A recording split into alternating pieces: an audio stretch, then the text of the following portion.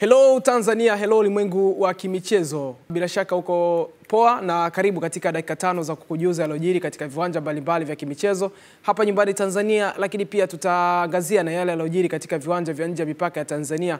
Na moja kwa moja tutaanzia katika habari za hapa nyumbani. Ni kwamba ligi kuu ya NBC Tanzania Bara itaendelea jioni ya leo kuanzia majira ya saa 10 kwa mchezo mmoja, ambapo timu ya KMC watakuwa nyumbani katika uwanja wa KMC Complex Mwenge kualika Mtibwa Sugar. Mchezo huu unatizamiwa kwa matizamo makubwa kwa sababu timu hizi zote hazipo katika nafasi nzuri kwenye msimamo wa ligi kuu baada ya michezo 7 ambayo imechezwa, na Mtibwa Sugar tayari wamecheza michezo 5 wakiwa na alama 5 katika nafasi ya 13, wakiwa wametoa sare katika michezo yao yote ambao wameicheza. Lakini timu ya KMC ambao wapo chini ya kocha Masio Maximo, wao wapo nafasi ya mwisho, nafasi ya 16 wakiwa na alama zao 3 baada ya kupata ushindi katika mchezo mmoja ambao waliushinda dhidi ya Dodoma Jiji, mchezo wa kwanza kabisa ufunguzi wa ligi, lakini michezo iliyofuata 6 yote wakaweza kupasuka katika viwanja mbalimbali. Sasa jioni ya leo wanakutana katika uwanja wa KMC Complex Mwenge, na mchezo huu unatizamiwa kwa matizamo makubwa. Nini kitakayoenda kutokea ni swala la kusubiri na kuona.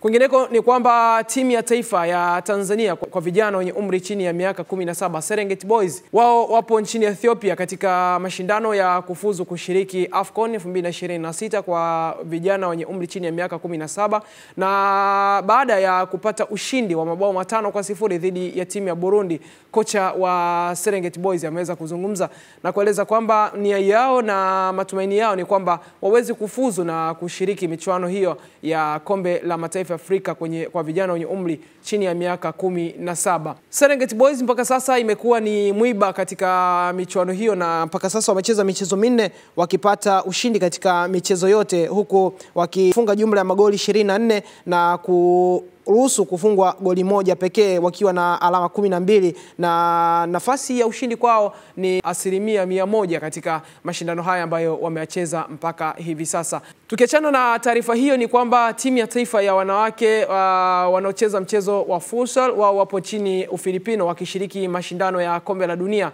na wameendelea na mazoezi katika viwanja hivyo vya huko nchini Ufilipino wakijiandaa na mchezo mwingine siku ya kesho Novemba 26 ambapo watakuwa wanacheza na New Zealand.